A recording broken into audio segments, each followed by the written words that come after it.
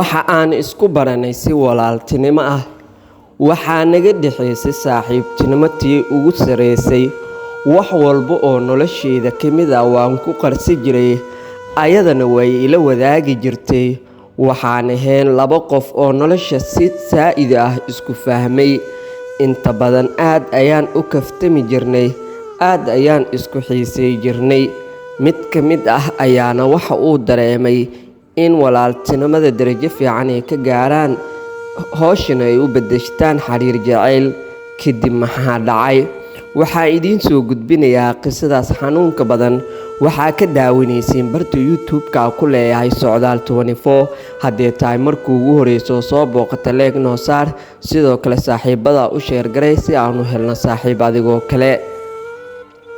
Qisadan waxay ku bilaabanaysaa sida tan. Waxaa jira laba qof oo saaxiibo ahaa, aad ayayna isku barteen. Si walaaltinimo oo galgacayl ku dheehan tahay ayay isku barteen. Xiriirkoodu wuxuu ku bilowday si qurux badan, inkastoo xiriirku u dhexeeyay xitaa lagu qiyaasi karay in uu ahaa mid jacayl. Haddana maysan dhicin, waxay ahaayeen laba qof oo walaaltinimada ay ka dhexeyso darajo sare ayay ka gaareen. Waxayna ahaayeen saaxiibtinimadoodii midda ugu sareysay. Wax walba oo noloshooda ka mid ahna way isku qarsi jireen, aad ayay isku foorjey jireen. Mid walba oo ayaga ka mid ah waxa uu dhihi jiray, meesha maa ka kacdid, xiriir maa samaysatid, nolol maa dhisatid, waxyaabahaas kale. Mid walbana qoorsagaaro ayuu bacaadka ku hayaa, oo labadoodu waxay ahaayeen laba qof oo aad u xiiso badan. Wiilku waa uu qarsanayaa oo gabadhu waa uu ka helay. Waan ku jeclahay inuu dhahane aad ayay ugu adkaatay. Gabadhu aad ayay wiilku u xiiseynaysaa, laakiin qalbigeeda kan ugu weyn ayaa waxay tahay walaaltinimada iyo qadarinta wiilka u hayso. Labadoodii muddo ayay wada socdeen. Muddo kadib wiilkii ayaa go'aansaday in gabadhii uu u sheegto xiriirka jacayl uu haayo. Markaas ayay dhahday, miila kaftamaysaa, barangi may kaa tahay, miigu ciyaaraysaa. Wiilkii waa uu aqoon waayey, si uu wax ugu sheegto ayuu gara waayey. Wuxuuna u sheegay inuu ka helay oo aad u jecel yahay. Naxariis ayaan kaa dareemay, kadibna waxaan go'aansaday inaan xiriir jacayl wada samaysano. Gabadhii aad ayay ugu xumaatay. Markaas ayay dhahday, bila'aadan aaminaad ma lahan. Walaaltinimadii aan u hayay ayuu jacayl u fasirtay.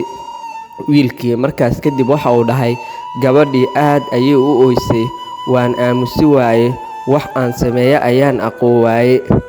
Waxayna iigu jawaabtay, marnaba kaama filayn inaad jacayl ii soo bandhigi doontid, waayo waxaad ahayd walaalkayga iigu qaalisan oo aan nolosha ka fiirsanayay.